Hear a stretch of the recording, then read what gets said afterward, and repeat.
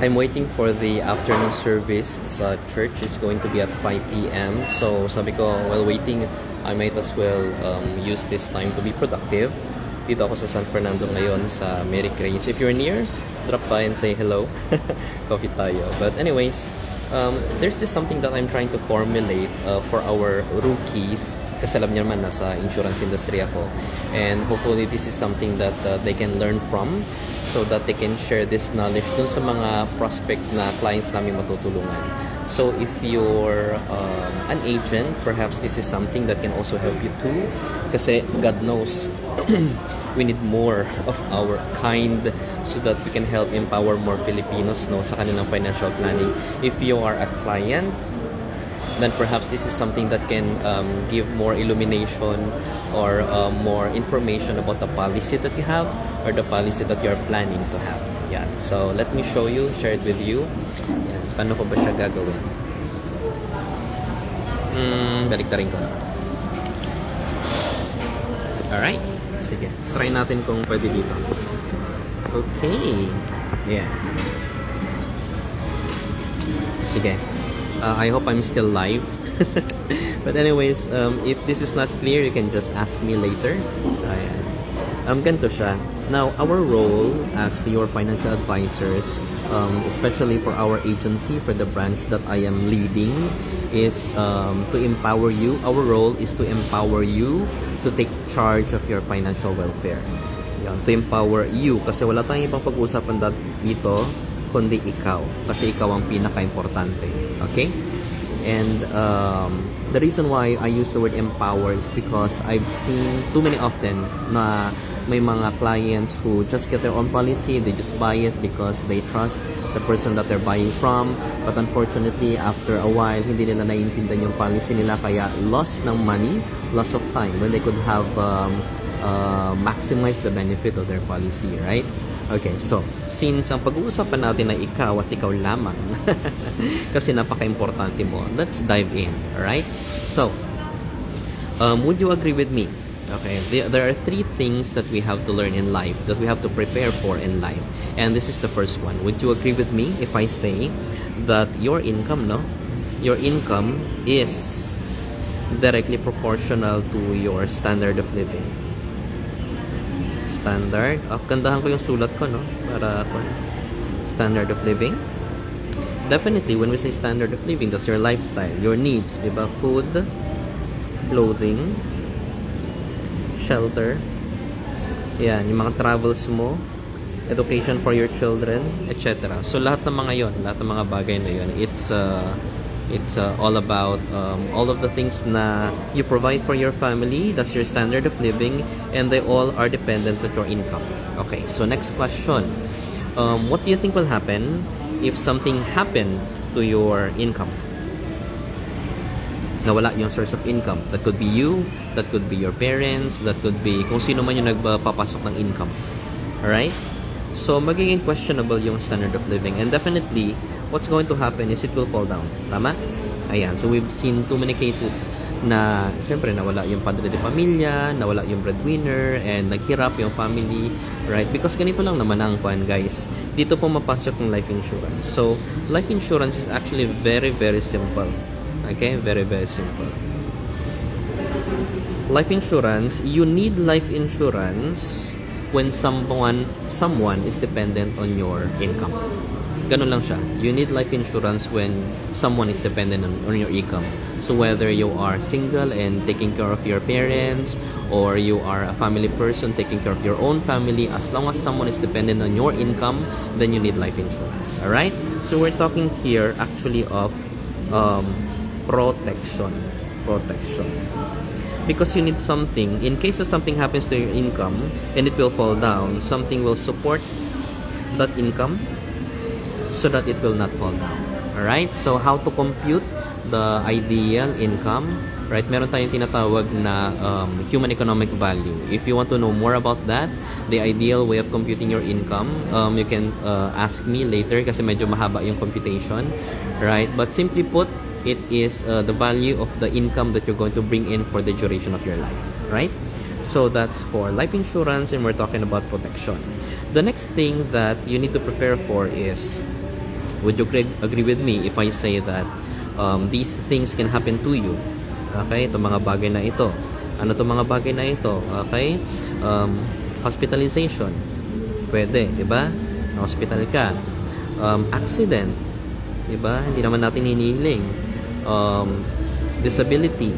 Hindi ka na makatrabaho because of something. Or itong pinaka-worst, guys. Critical. Basa niyo pa ba?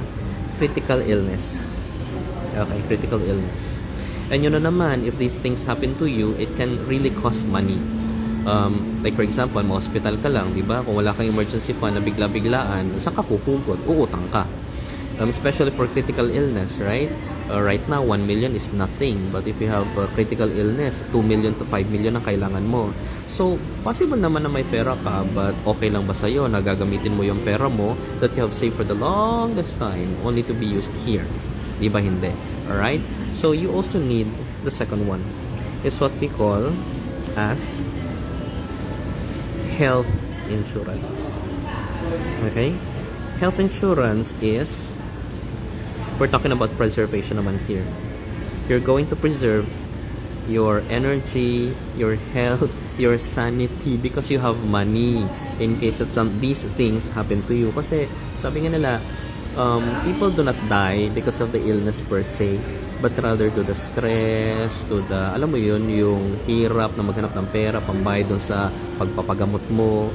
So, in case that these things happen to you, especially this, at least we are not dependent on malasakit, concert for a cause, dinner for a cause, because, you know, your relatives and your friends will give you money at a certain period of time, pero afterwards, wala na. Hindi na pwede, di ba? Ayan. So, the next thing, gets natin to ha. Ito is life insurance. We're talking about protection. This is health insurance. We're talking about preservation. Alright? So, the next thing that you need to prepare for is ganito. Tanungin kita, how much was your salary long time ago in Bethlehem when you first started working? Alright? Some would say, siguro mga 10,000. And then, nung nag-level up ka, naging 15,000. Nung nag-level up ka, naging 30,000. Yung mga VA ngayon, di ba? Kumikita sila mga $1,000 pataas, 50,000. Some of us are earning 200,000. Some of us even are earning 500,000. Ayan. And definitely naman, ito ay palaki ng palaki as life goes on. Okay. Now, the question is, starting from the time that you work, that you work, no? Anong nangyari dito sa 10,000, dito sa 15,000, the 30,000, 50,000, di ba? They sort of disappear into thin air. Right? Yeah, so the next thing that you need to prepare for is something that will capture itong income mo na to. Kasi, di ba? Lumilipid lang sila sa ere. We're talking about, eto naman, wealth insurance. Yan. Daling intindihin, di ba? Wealth insurance. And what we're focusing here on is what we call accumulation. Yan, accumulation. Kasi guys, tandaan nyo to. Hindi sa lahat ng panahon malakas tayo. Hindi sa lahat ng panahon kaya natin magtrabaho. Imagine this, no? I got this from Sanjay Tolani.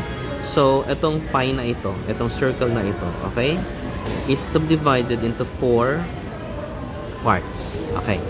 So, this is 20. This is 40. This is 60. Okay. So, tong part na to, from here, papunta here, this is the time na tayo ay we were born, pinanganak, lumaki, nag-aral, diba? Nag-elementary, nag-high school, and then, nag-start nagtrabaho. Even right now, diba, yung mga nasa K-12, they're having difficulties because hanggang 25 ata nagtatrabaho pa sila. Ayun, pero tayo, diba, we started working at 20, and now, malapit ako mag-40, oh my gosh. Ayun, diba? So, just imagine, if this were you, diba? Etong part na ito yung time na hindi ka nagtatrabaho. Etong time na to, ito naman yung time na nag-retire ka, diba?